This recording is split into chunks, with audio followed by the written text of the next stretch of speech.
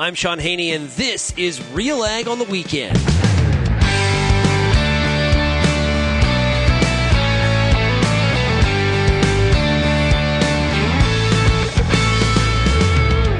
Let's get real and get connected with the week that was in Canadian agriculture. RealAg on the Weekend starts now.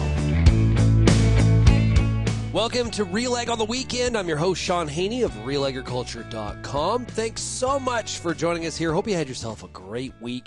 The idea of this show is to kind of wrap up what happened in the week. What are some of the key things that need to be reinforced and mentioned, and to kind of sum things up and take a bit of a look at the week ahead as well sometimes. As well. It is great to be here on 980 CGME and 650 CKOM across Saskatchewan on the RealAgriculture Radio Network. It is great to be with you. Encourage you to check out RealAgriculture.com. Of course, we can't squeeze everything into this show. We can't squeeze everything into the RealAg Radio podcast. I know many of you are listening to that on a regular basis as well. So make sure you check out RealAgriculture.com, and you can become a free subscriber to our e-newsletter service that goes out every single morning. Keeps you updated on what you need to know about by going to RealAgriculture.com/subscribe.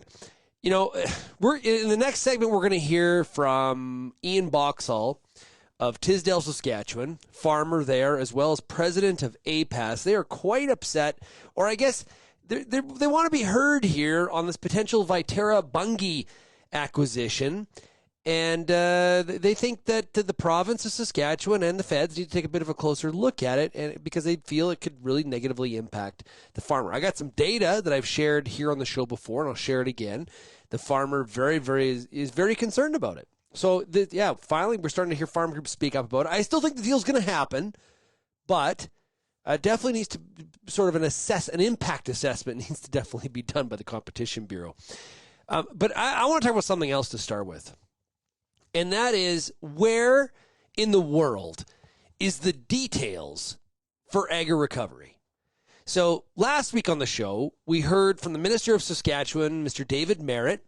He talked about how, listen, it probably should have happened this past week, but it's going to happen. And then to fast forward to this week, should have been out Tuesday. Right? I had multiple sources across multiple provinces telling me that Tuesday was the day, Wednesday at the latest. Okay, but everybody had their eyes on Tuesday after the Thanksgiving holiday would be when we hear what the details are.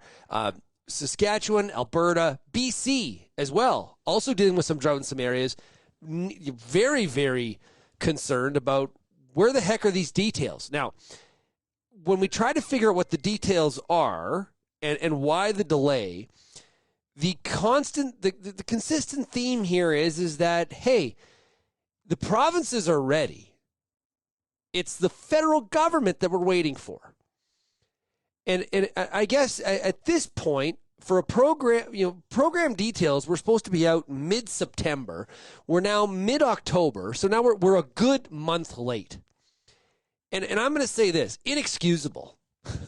I don't care what your excuse is, and some people messaged me this week and they said, Shaun, obviously the federal government and the PMO's office, where this resides, is focused on much more serious situations like what's going on in Israel and getting Canadians out of there. Oh, fair. Very fair. Okay? I'm not going to argue with that.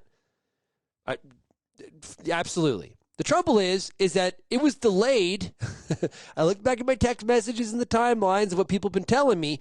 It was delayed prior to the attack between Hamas and Israel. So that dog don't hunt. And maybe you could use it as an excuse today, but like I said, that dog don't hunt. It's something else. And the feet dragging is very frustrating. What good is a program like AgriRecovery if we have to wait to the extent that we are having to wait for those details to be released? It's nonsensical. It doesn't make sense. It shows ineffective programming, and it also shows that people can't count on it. They can't count on it, and it doesn't provide clarity. And if this is some sort of silly hang-up because the qualifications don't have to do with something that has nothing to do with disaster programming, I'll tell you what, people are going to be outraged. And I just don't get this. I find that this is very, very unsettling in terms of the impacts of the drought and us not being able to deliver program. Like, this isn't ad hoc programming. This isn't like the provinces have just sort of made up a program on their own and they're saying, "Hey, feds, can you sign this blank check?" No, this is stuff that is negotiated under the SCAP program and the Ag Policy Framework. What's the point of having all this if it takes so bloody long to deliver it? If you think I'm hot about this, I'm annoyed. I'm annoyed for you, the producer, because you're the ones that are sending me emails, you're phoning me, you're texting me, you're DMing me saying, "Where is this?" And I don't know. And as I talk to people on the inside, I think there's even more of like sort of a head scratching. Either they're not saying or they actually don't know either. And it may be the latter. Just because there's not very good communication. And it's time for the feds to, if this is sitting on the PMO's desk, get it off the desk. Maybe check the desk and make sure that, some other papers didn't sort of get piled up and it's been misplaced. If somebody from the PMO's office is listening to this, it's time that the details get out. And there was some letters flying around earlier this week from some groups in BC in particular, what I saw, not happy and encouraging the PMO to step up, get it done, and let's move on. Okay, if you have any feedback on that, you can send me an email, shaney@realagriculture.com. You can also find us across all the different social media platforms or, of course, call that Real Ag feedback line, 855-776-6147. Let's take a break. We've got more coming up here on Real Ag on the weekend. You're listening to 980 CGME and 650 CKOM. There's a reason we call it the Corn School. Videos on everything from planter setup, weed control, field trial results, yield strategies, and so much more. The Corn School on RealAgriculture.com has the information and advice you need to help you succeed. Brought to you by Pride Seeds and BASF, Corn School episodes are available at cornschool.com, from RealAgriculture.com, or as a podcast from your favorite streaming service. Download the latest podcast today. If you're involved in the agriculture industry, it's important to stay informed on all the latest issues affecting your business. At RealAgriculture.com, we offer fast, reliable news, information, and insights to help you keep on top of all of the latest in Canadian agriculture. Visit RealAgriculture.com and sign up for our free daily newsletter covering everything from news, agronomy, animal agriculture, and much more. Visit RealAgriculture.com/subscribe today.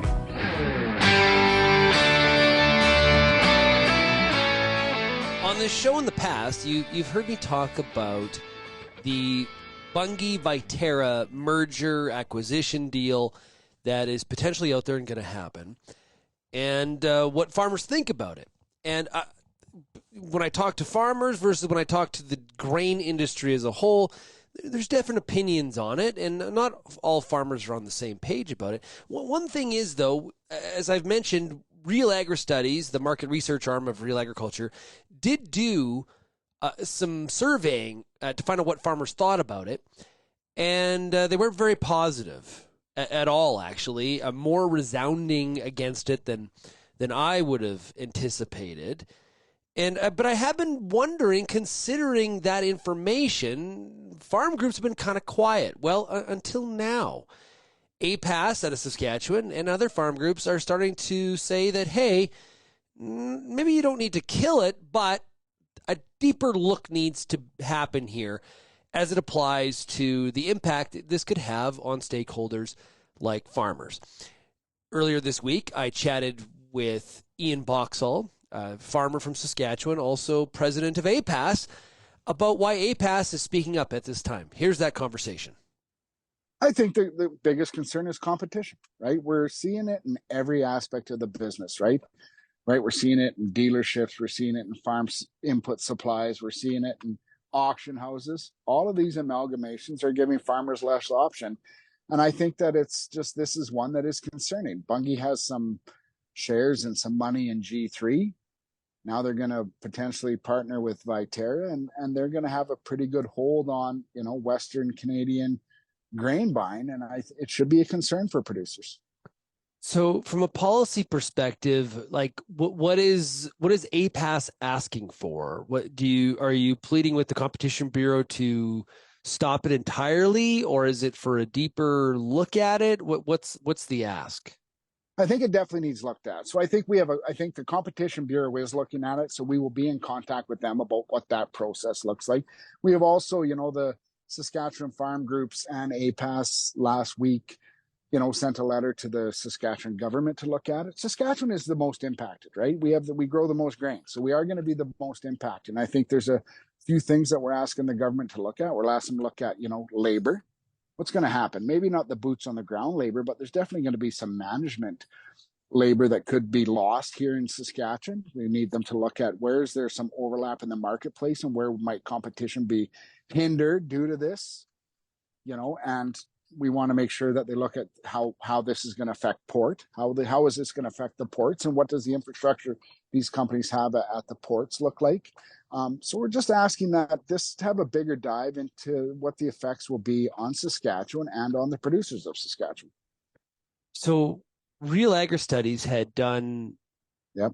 Some work on this, which is the research arm of RealAgriculture. I think it was back in the early part of the summer, and we asked producers, and I'll admit, I was kind of surprised on the strength of the opposition to this. But in your opinion, should the merger between Viterra and Bunge be allowed to proceed? 70% said no. Right. That's a pretty resounding number. So this isn't APAS kind of going sort of out on their own and you're on an island here. There's some, based on the farmers that we chatted with in our survey work at RealAgri Studies, there's a lot of farmers thinking this way. And that's exactly it. So it's our members thinking this way. It's the members of the Sask Canola, Sask Wheat, Sask Barley, all of the groups that got together and put the release out, and they asked out last week to the Saskatchewan government. All of our members have the same thing. We're losing competition, and it doesn't bode well for farmers. At the end of the day, competition keeps the business fair and equitable, and we need to ensure that we have that. Yeah, and Ian, I'll support, with numbers, you mentioned less competition and some of the ramifications of that. What growers told RealAgri Studies in our survey is, okay, so you're concerned. Where is this concern? What areas are you concerned with? And two stood out. One, poor basis, and two, less options to market my grain. And depending where you are, that you're going to feel differently about that. But those are the two that really came out as the big reasons why people were concerned about this deal. Oh, absolutely. So if Bunge has money in G3 and Bunge and Viterra merge, what are they is the basis going to be completely different from place to place when there's similar money and similar shareholders at every aspect of that? And I just look right here in Tisdale area, right? 2 Viterras in Tisdale, a Bunge in Nipawin, a G3 and a Viterra in Melfort, right? We're talking a pretty close-knit area that all of a sudden there's going to be 1, 2, 3, 4, 5 elevators with similar money, shareholder-wise, all tied up in the same conglomerate, right? So there's some concerns in some areas, and that's where the Competition Bureau needs to look. When the Louis Dreyfus and the P&H merger happened, they made those guys sell off some of those assets, right, where there wasn't competition. And maybe that's what needs to happen. Maybe this is an opportunity for someone new to come in. Maybe Cirrus or somebody like that steps up and plays a bigger role in Western Canada than what they have in the past. It needs looked at. We need to ensure that we have competition when we go to sell our grain. Yeah, and to that point of, that's kind of what the Competition Bureau with their work does. Like, think about the Monsanto Bayer merger, right? That's how BSF ended up with Invigor as an example, right? That it was like, if this is going to be approved, there needs to be a shedding of some assets. So you bring up a really good point. And people in the grain industry have brought this up to me that, okay, farmers are concerned. That's a natural response. But the reality is, if you look at the bigger situation, there's not as much overlap as people say there is. And in the areas where there is overlap, those assets can be shed and somebody else can step up and buy them. So at the end of the day, this is all going to go through. But I think you bring up a good point. This does need to be looked at and not just sort of rubber stamped. Absolutely. And when I mean shed, I mean sold off. We can't afford to have them closed. Good point. Right? Yeah. Shedding an asset isn't just closing it because we've lost the competition too, right? So it's a matter of finding somebody that's willing to buy that asset to ensure that there's competition in that regional area, right? So, when we say shed, we got to make sure that people don't mistake that, oh no, well, they can close it. No, it needs sold to somebody that would be their competition, right? Have you had much response from the statement last week? Not a great deal. Not yet. I think there's a lot to look at here, right? There's a lot of things to look at here. I know the Competition Bureau is looking at it. So I do think there are some stuff some irons in the fire, making sure that this all is done on the, in what's best for producers. And I think specifically in Saskatchewan, we have a lot bigger handle in it just because the amount of rural elevators that would be affected, rural terminals that would be affected, but also the amount of grain that's sold here. So I think Saskatchewan, our government really needs to have a look at it. Yeah, and I would imagine from a Saskatchewan standpoint, I think something that I've thought about this whole time is the jobs in Regina. Viterra is headquartered there. The argument to open up Regina to more flights with some of the challenges that Saskatchewan has had from an airport perspective, losing a head office would not be helpful in that quest. And so I would imagine the province is definitely looking at this with, they've been kind of quiet about it, but I imagine that there's some work happening behind the scenes. Absolutely. And for sure there is. And we want that head office of one of the biggest grain buyers in Western Canada. We don't want that in the States where Bunge is, right? Like we want that here. So, we need to ensure that those jobs and that office stays here in Western Canada. I think that's important. That's as important as any of it, right? The only advantage I honestly see is maybe some streamlining of some stuff at the port. That might be an advantage. If they have overlapping infrastructure, like that might be an advantage, but that is the only one that I can see where, maybe they roll one into one or two commodities, they're not having to roll all commodities through every terminal. Maybe that would help our freight system a little bit, but honestly, off the top of my head, that would be the only advantage that I would see to the merger. Ian, do you think that some of the pushback on a merger like this happening is sort of speak to the overall concern that farmers have about consolidation in the value chain? And why I say that is we asked farmers at RealAg Studies, are you concerned about consolidation in the Canadian agricultural industry? 90% said yes. It's pretty strong. So is this sort of a situation where I may not even know all the details? I'm just concerned about consolidation, period. Is that at work here a little bit? I think absolutely. I think as we see dealers, right, farm equipment dealers become, province-wide almost in some cases, right? You're limited on, you want a price on a John Deere combine, well, it's service, quite a ways, you got to go a long ways out of that to get somebody that isn't, owned by service. So I think consolidation on all those fronts, right? Auction houses, one or two left in the whole process that'll even auction off any of your farm equipment when you go to retire. I think everything's been consolidated, and I don't think the farmer has seen a benefit to them in any of that. So immediately our backs are up when we hear about it. That was Ian Boxall, president of APAS, talking about their concerns about the Viterra Bunge deal and encouraging the federal government and the province to take a deeper look at it. We'll see what happens. And I still think the deal goes through. I don't think this one's stopped, but time will tell. We got to take a break. We'll be back with more here of RealAg on the Weekend, 980 CGME, 650 CKOM. Canola is more than just a pretty face in the prairie landscape. It's a big business, both here and around the world, that requires you to be informed and up to date on everything it takes to grow a successful crop. The Canola School on RealAgriculture.com has an expert library of video resources covering markets, agronomy, and more to help you grow a healthy and profitable canola crop. Visit canolaschool.com today. Brought to you by BASF Canada and Invigor Hybrid Canola. The next generation is the future of agriculture, but how do we launch from one role to leading? From succession planning and family dynamics to understanding finances and making the tough calls to discovering paths others have taken all through agriculture, The Successors Podcast covers it all. Tune in with me, your host, Kara Oosterhuis, simply by searching The Successors on your favorite podcast platform, or you can find it by visiting www.realagriculture.com. Whether you're seeding, harvesting, or anything in between, the Wheat School on RealAgriculture.com has you covered. Timely agronomic information from industry experts available online anytime.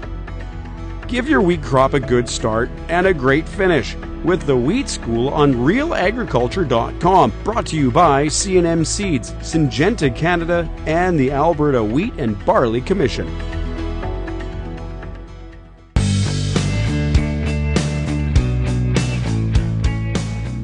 At Real Agriculture, we do a lot of different podcasts. And one of the ones that I've been doing for a number of years is the Mind Your Farm Business podcast. Now, it's brought to you by RBC Royal Bank.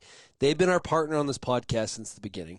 We really try to cover farm management, farm leadership from a whole bunch of different perspectives, HR to marketing to leadership, finances, all that kind of stuff. So we had a new episode launched this week, and I talked to a good friend of mine, Cami Ryan. She works with Bayer out of Calgary, and she's on the communications team. And we chatted about something that she wrote about on LinkedIn, and it had to do with fear and how the role that fear plays in what you're doing in your career, what you're doing in your business, from basically a demotivator to being a motivator, and how we deal with this on honestly a regular basis. Fears can really drive our decision making and our behaviors in our businesses and in our personal lives. Here's a clip of Cami Ryan and I. Wow. Well, it can be a huge motivator. I mean, the building is burning. Let's get out of it. There's that. Fear can also be something that it's mostly perception. So you might think something's there. It's sort of like, so if you see shaking leaves in a bush, maybe you think that that's a saber-toothed tiger, but it might be just the wind, but you run away from it anyway. So there are fears that are legitimate that motivate you in very important ways. And then there are sometimes the fears where you run away from because it's just an error. It ends up being an error. But whereas, maybe going forth into that shaking bush wouldn't have been a bad thing after all. It can also be a bit of a paralyzer as well, right? Where there's a fear and it's sort of like, I don't know what to do. And so I'm just going to sort of do the ostrich thing and maybe it'll all go away. Well, and I mean, that's something that, in the academic space, they call solution aversion, right? So you're fearful of the change. You're fearful of taking that step. So you just avoid it. And you find every excuse possible not to even consider it anymore. So it's a very real way to be. I mean, I've been there, and I've been there in very big ways.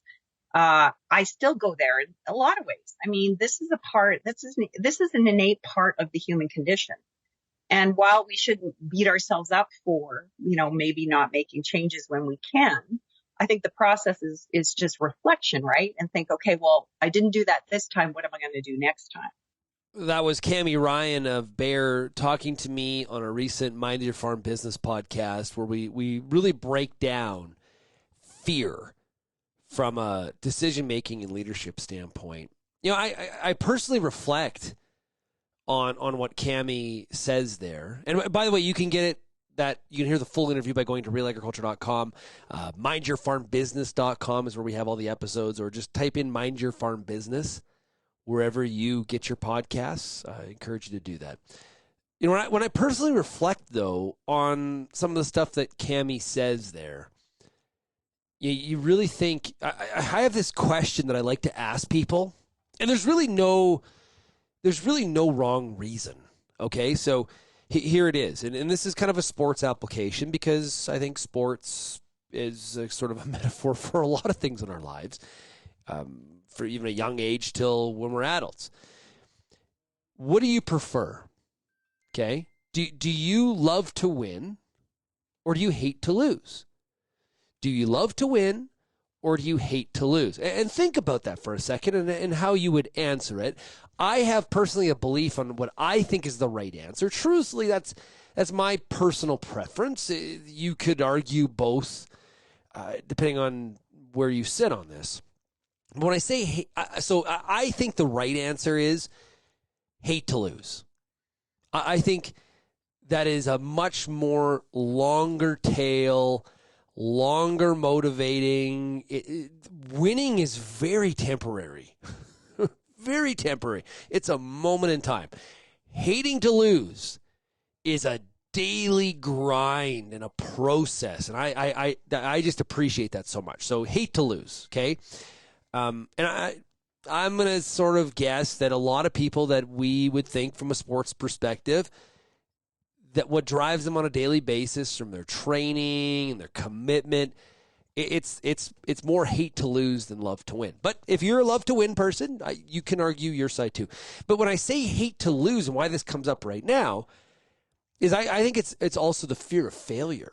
It's the fear of losing and the consequences and the embarrassment and the questions that come with that really are a motivating factor and a driver for people to push themselves to the limit to be the best they possibly can be.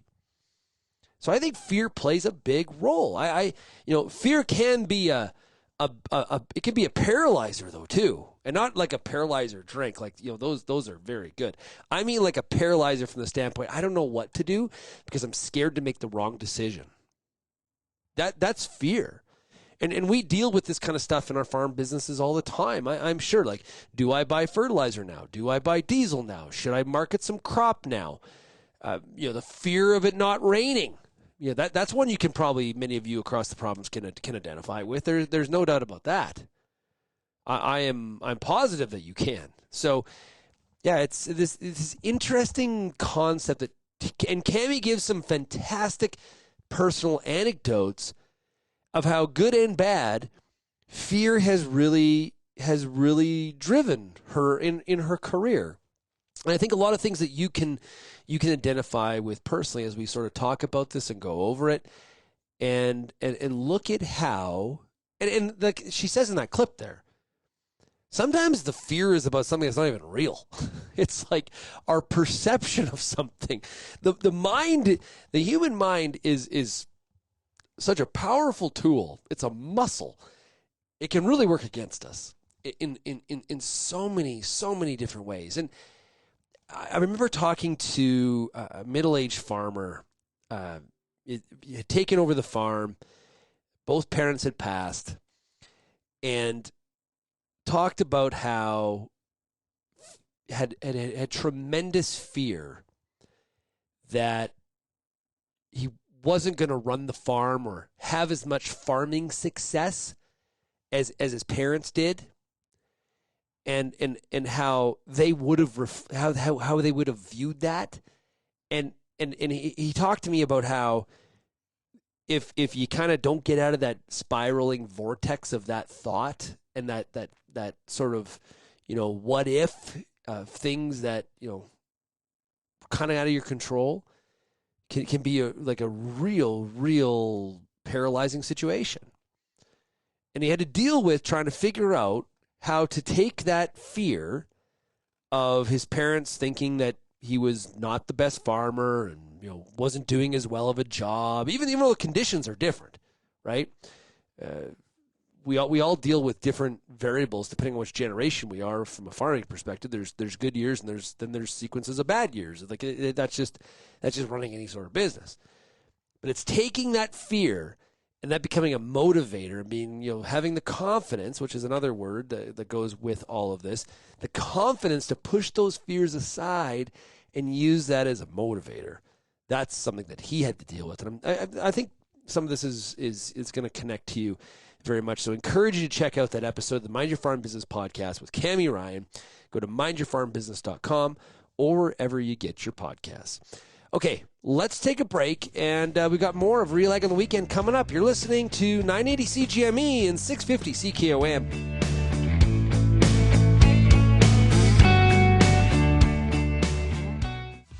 Hi, I'm Lindsay Smith of RealAgriculture.com. Join me Monday nights at 8 p.m. Eastern for The Agronomists, Canada's only live, interactive, agronomy-based show. Each week, we answer your most pressing questions with a rotating panel of agronomists, researchers, and extension staff from across Canada. Join me Monday nights, 8 p.m. Eastern on YouTube, Facebook, Twitter, or LinkedIn, or head to realagriculture.com/live at 8 p.m. Eastern. Hi, I'm Bernard Tobin, host of the Soybean School on RealAgriculture.com. Throughout the year, on the Soybean School, we'll bring you timely agronomic video content from planting to harvest, from the latest agronomic research to the latest in production technology. Check out our massive video library on YouTube, RealAgriculture.com, or download the audio podcast versions wherever you get your podcasts. The Soybean School is brought to you by Pride Seeds, BASF, and Syngenta Canada.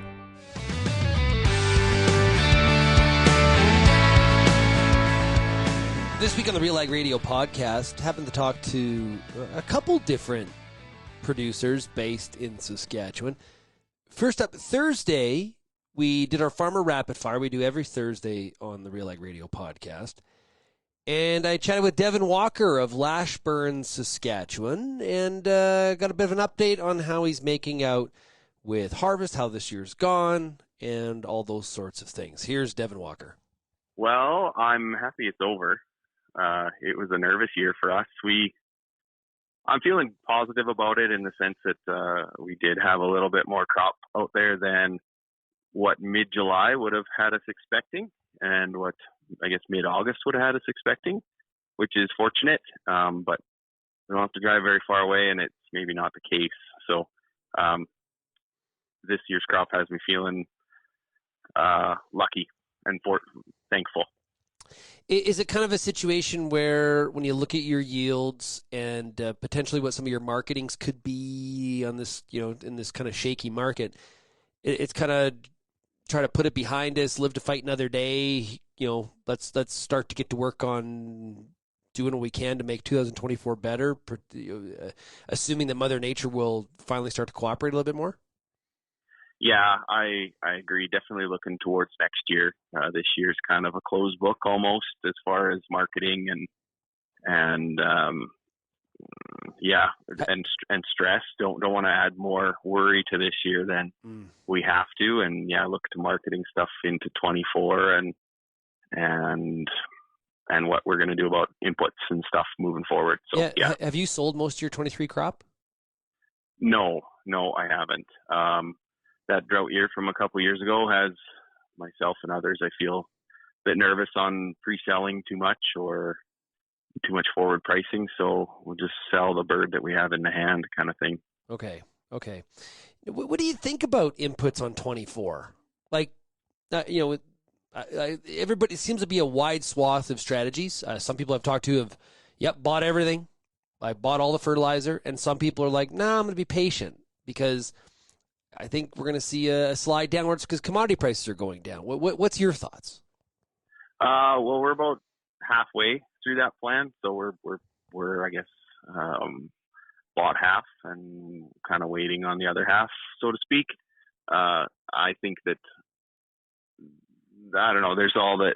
It seems you pick up a newspaper and there's 14 reasons why the price of everything should keep going up, but our commodities go down and it seems that fertilizers and stuff has bounced back to creeping up. So I don't know what the future holds, but our plan is half bought so far, and I guess so we're being cautiously optimistic in the middle. Are some of those acres going to get some crop insurance on them from this past year? No, we're lucky enough on my acres that we're not. I don't know why, just timing and a couple other things, because quite literally a few miles away from us, there's crop insurance claims and so forth. So I'm not in that position this year, luckily. Yeah, that's good. We've been hearing from numerous people in different parts of the West that although yield's not great, better than I maybe thought was going to happen. Is that what you've been seeing and what you've been hearing as you've been talking to people? Yeah, I think so. For the, I wouldn't say for the most part. I can't speak for everybody, but yeah, in my little pocket here, nobody wanted to get their hopes up too high because we're just coming off of a couple dry years kind of thing. So, and we didn't have a lot of snow melt. There wasn't a lot of groundwater moisture. So the crop that came off this year kind of skated by basically on the dew is how I phrase it. So definitely lucky and a little bit better than what we expected because we did set our expectations. Also this week, I chatted with Anne Wasko of East End, Saskatchewan, cattle analyst. I have interviewed Anne more than anybody else over my career at Real Agriculture. So here's what Anne had to say. We did our beef market update. We do every 2 weeks. You can always find that at RealAgriculture.com in the livestock section. But here's what Anne had to say. Locally here, the cash market also steady. That's starting to sound like a broken record. $390 delivered in Alberta. And so when Canfax releases their live average equivalent, I think it'll come in awfully close to that $233 again. And I think we've been in the low 230s for, upwards of 2.5 months now. I was just going to say, Shaun, on the cash situation basis, even though that's a steady market, that still means our basis is staying really wide, 16 to 17 bucks under the U.S. Whereas, last year, it was wide last year. October isn't a great month for basis. It was 24 under, but the 3-year average closer to 10. So I would say still struggling on this basis front. Okay, and what has been the reason for that? Again, enough cattle, enough supplies for what packers are needing. Remember, we've had a fairly big cow kill all through here late summer and into the fall in terms of the number of cows that have been coming to town, especially in both Western and Eastern Canada. But cow kill's been up, taking up a few more hook space, and packers not running, quite as aggressively in terms of harvest rates as they were, say, a year ago. So I think all those things have allowed packers to, kind of manage their kill needs a little bit, and we've got, simply put, enough cattle to fill it. Is Packer in the black right now based on where the prices are? In the U.S., it's kind of either side of break even. Yep. If the cutout starts to move higher as we expect, of course, that'll improve the margin. But, with the cutout struggling through a lot of September, U.S. packers were really closer to break even than anything. And here in Canada? Well, again, we don't have good wholesale data in Canada, so it's hard to give you a specific number. Yeah. Okay. Right. Okay. Weight. What do we carcass weights? Because you said there is ample cattle to kill out there. What are we seeing from a weight perspective? Yeah, and so this data point also supports what's going on. Last week, steer weight nationally here in Canada was 953 pounds. On a carcass basis, and so that's 5 pounds less than last year, because last year we had those really big weights. We were not current last fall, so we're under that a wee bit, but we're still 14 pounds over the 5-year average. So again, this is typically when weights make their highs for the fall. But we've got lots of beef around. I think that's a simple answer to the question. Yeah, when we're talking about 5-year averages, like we're still incorporating the pandemic. Does that skew the data at all when we're looking at something like carcass weights, as we saw some plants shut down during those early days? Yeah, it sure does, Shaun, especially, it took us really, especially here in Canada, right until early 22 to get out of what we called the backlog, right? So that certainly skews the data. But even going back and looking historically, today's weight is the second biggest. So and we're not in kind of that COVID backlog or in a situation or anything like that. So even with that storyline, weights are still on the big side. That was Anne Wasko, the Gateway Livestock Exchange, based out of East End, Saskatchewan. When we think about farmers and ranchers across the province, rain, baby, rain. We need serious rain. Please, please, please. Send me your feedback, shaney@realagriculture.com. Thanks for joining us here for Real Ag on the weekend on 980 CGME and 650 CKOM, and we'll see you again next week, everybody.